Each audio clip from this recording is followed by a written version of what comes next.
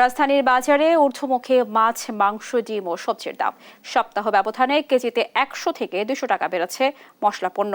বিক্রেতারা বলছেন দাবদাহের কারণে ব্যাপক ক্ষতি হয়েছে মুরগির খামারের।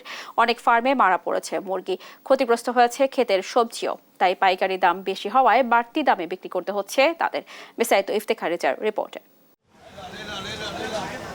সাপ্তাহিক ছুটির দিনে কারওয়ান বাজারে এসে আয় ব্যয়ের সমীকরণটা মেলাতে পারছেন না নগরীর অনেকেই।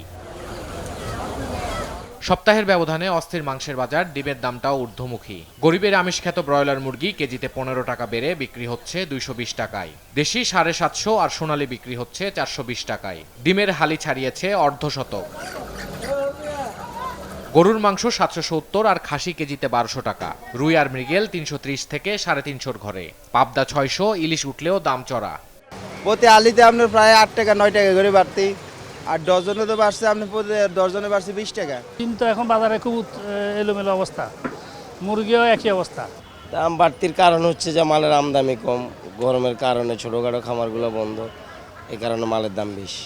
এই গরমটা এখন কাটে, স্বস্তির বৃষ্টি আসছে, এখন যায় তারা আবার নতুন করে মাল উঠাবে, বাজারে আসবে, তারপরে যায় বাজারগুলো আবার নিয়ন্ত্রণে আসবে। পরিমাণ আয়, ওই পরিমাণ আয় দিয়ে আমরা খাসির মাংস বা কিনা খুব অসম্ভব। তো কোনো অকেশনাল কোনো মেহমান কিছু আছে তখন দেওয়া খাওয়া যায়, এর আগে খাওয়া সম্ভব হয় না। ক্রেতা হিসাবে মনে হচ্ছে দামটা একটু বেশি, আর একটু যদি কন্ট্রোল করা যেত আসলে এটা সাধারণ মানুষের জন্য একটু ভালো হতো।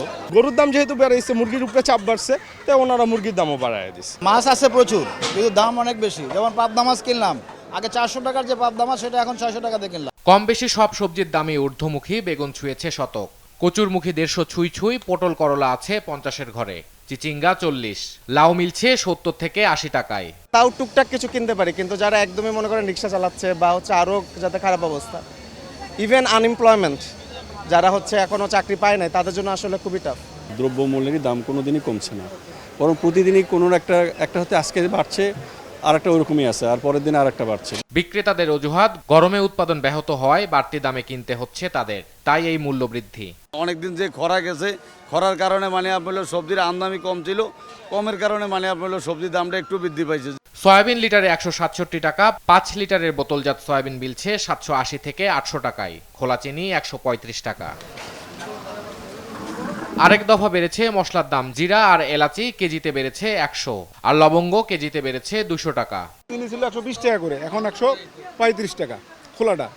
সয়াবিন তেলের দাম তো কম স্যার, তারপরেও দেখেন কমার পরেও এখন 780 টাকা। এগুলো কিনতে গেলে আমাদের মতো লোকের কাছে এটা খুব কষ্টনীয় ব্যাপার না। মাংস রান্না করার ক্ষেত্রে কিন্তু এই ধরনের মশলাটা খুব প্রয়োজন, কিন্তু এখন দেখা যাচ্ছে যে সাধারণ মানুষ এই মশলা দিয়ে আর মাংস ভালোভাবে খেতে পারবে না। আর তো দাম কমলে তো অবশ্যই সবাই, যারা গরিব মানুষ তাদের জন্য সুবিধা হইতে বেশি। কিছু অসাধু ব্যবসায়ী বা যারা সিন্ডিকেটের মাধ্যমে আছে, তাদের কিছু ঘাবড়িতে এবং তাদের কিছু মন গড়ার মতো কিছু কিছু কারণে মশলার দাম বৃদ্ধি পাচ্ছে। পবিত্র ঈদুল আজহার 1 মাস বাকি থাকতে নিত্যপণ্যের এমন মূল্য বৃদ্ধিতে নাভিশ্বাস মধ্যবিত্ত থেকে শুরু করে নিম্ন আয়ের মানুষদের। ইফতেখার রেজা, দেশ টিভি, ঢাকা।